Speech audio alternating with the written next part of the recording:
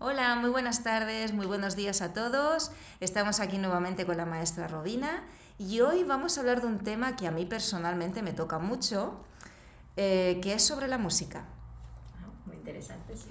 Y para comenzar me gustaría que nos explicaras dónde nació la música en el universo.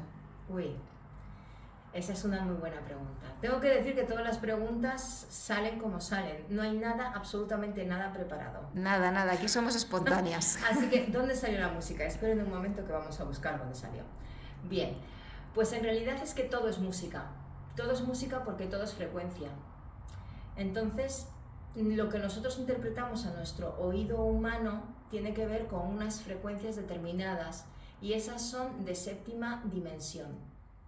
Es por eso que, por ejemplo, Bach, corrígeme si me equivoco, pero Bach directamente componía y hacía una polifonía constantemente. ¿Cierto? ¿Por qué? Porque él escuchaba todo a la vez. Entonces escuchaba diferentes melodías a la vez que en conjunto hacían un armónico. Y eso en realidad lo que estaba escuchando es el movimiento y el diálogo entre los diferentes planetas e incluso sistemas planetarios. Con esto nos quieres decir que todos los compositores que nosotros conocemos, como puede ser Bach, Chopin, Liszt, etcétera, dependiendo de la corriente cultural y social que les haya tocado vivir, Sí. eran, digamos, como canalizadores de otros planetas. Siempre y cuando, bueno, esto sería muy arriesgado decir un sí o un no, muy categórico. Exactamente. En realidad, si tuviera que hablar de una forma general y tomándonos de una forma general, entonces sí que diría que toda la música clásica que mantiene una frecuencia elevada es exactamente una aproximación al propio creador-creadora o a la fuente que todo es. ¿Sí? Hay música clásica que lleva una profundidad y una densidad. Por ejemplo, un requiem. Un requiem, ahí se está expresando todo el patrón emocional de la persona que lo está expresando. Entonces, toda su carga emocional, más si el requiem es encargado, esto parece que es rizar el rizo, pero a ver si lo puedo explicar bien. Si el requiem es encargado, no solamente lleva la carga emocional del compositor, sino de toda la sociedad que se presta que se impregna en la persona que lo encarga. ¿Me explico? Sí. O sea, si hay no sé ahora mismo un ejemplo, a ver, un ejemplo de que le hayan encargado un requiem, un rey que le haya encargado un requiem a un compositor, por ejemplo, ¿sí? Entonces, en aquella época, pues entonces, en realidad el rey encarga, o el noble, en fin, ese requiem, pero por una cuestión social, ¿sí? Así que no es porque a esa persona en concreto necesite el requiem por la muerte de un ser querido. Generalmente no. Es para poder hacer las cosas socialmente y que el pueblo los apruebe. ¿Sí? Entonces, esa energía se transforma en un egregor, es decir, en un inconsciente colectivo que lo que hace es absorberlo el compositor a través de los planos densos de conciencia. Ah, muy interesante. Entonces podemos decir o podemos entender a coalición de esto que cuando el Requiem de Mozart, por decir el más conocido, el de Mozart o el de Verdi, el de Verdi. Bueno, se suelen llevar a cabo en iglesias. Sí. Yo recuerdo cuando fui a ver el Requiem de Mozart, fue en la Catedral de Murcia, en aquella época. Y entonces, ¿cómo energéticamente esto afecta a los que vamos allí, a los telespectadores, en una iglesia, etcétera, etcétera? Bueno, ¿Qué energías se mueven ahí? A ver, telespectadores, si no hay televisión de por medio, no hay telespectador. Es bueno. Pero espectadores. Exacto, sí.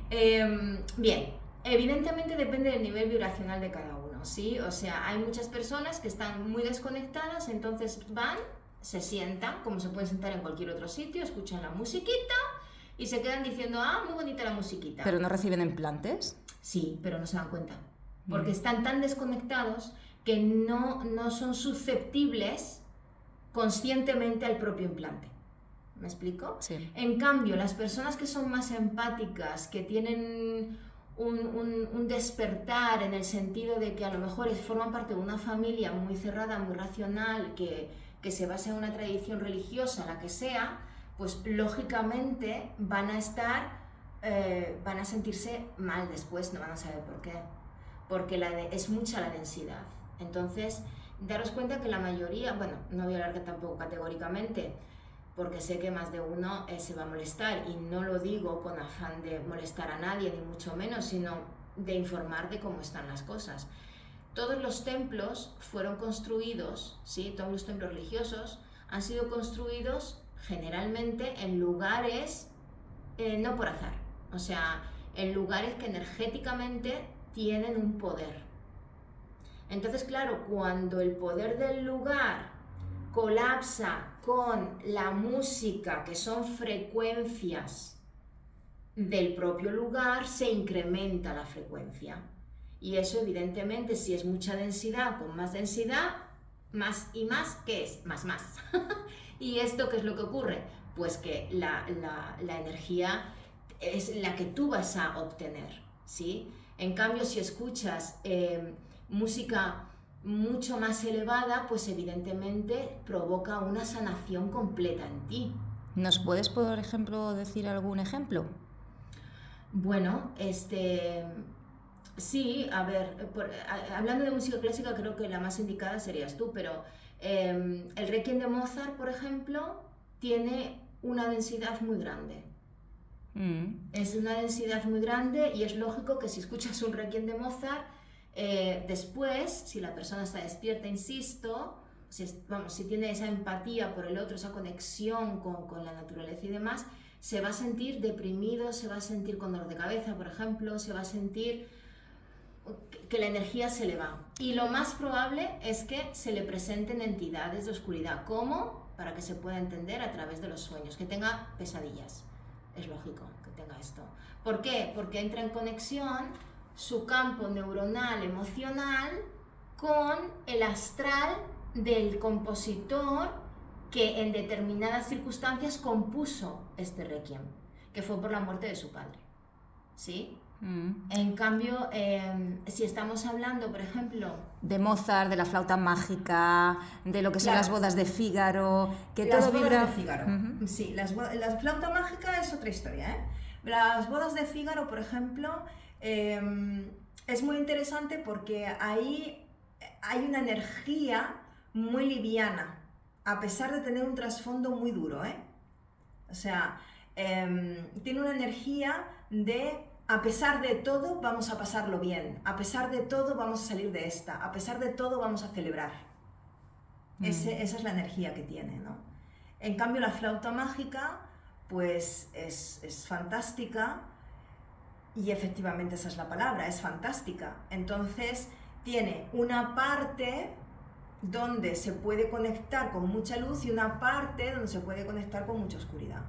O sea que en realidad la música en general, tomamos algo, puedo tomar a Vivaldi, por ejemplo.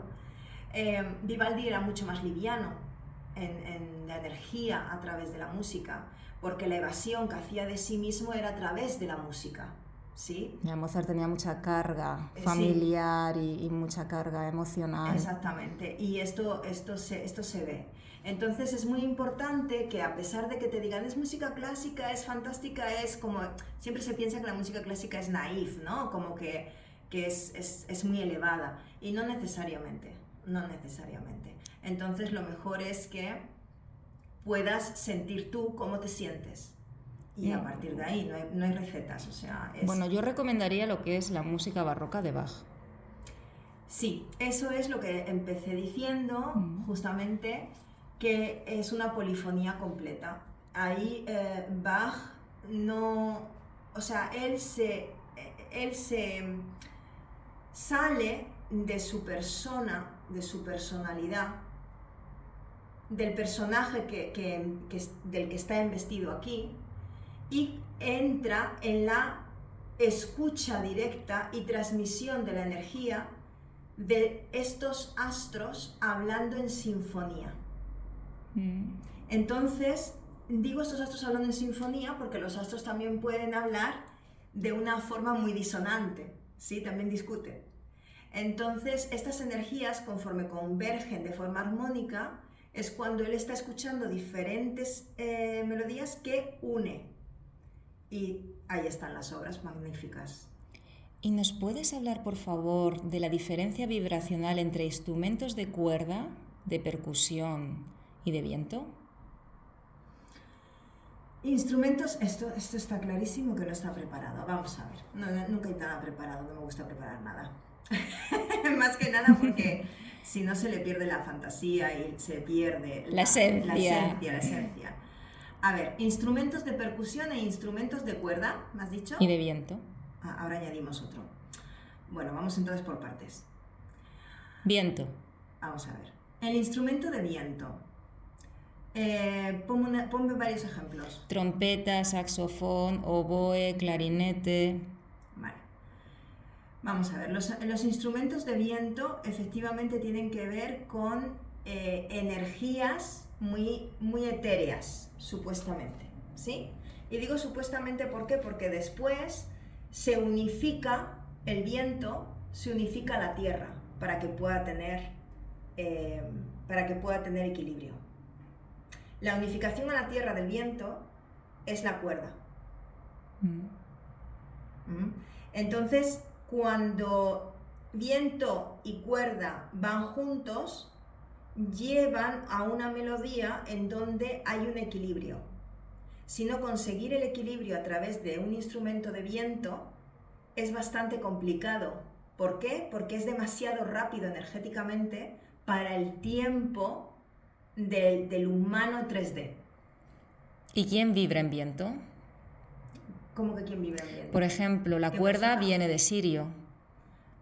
Originariamente. Bueno, yo creo que esas preguntas las hacemos después cuando las personas realmente sepan de qué estamos hablando. Vamos por partes, si no me parece que no. Bueno, sí. Sigamos con la percusión entonces. Sí, la percusión es un instrumento, o sea, es un, ¿cómo se define? Un instrumento, instrumentos de cuerda, instrumentos de ¿cómo me has dicho? De percusión. De percusión, sí. No, pero yo estoy buscando otra palabra, ahora no la encuentro. Bueno, los instrumentos de percusión, o sea, la percusión en realidad viene podría pensarse que viene de la tierra, ¿sí?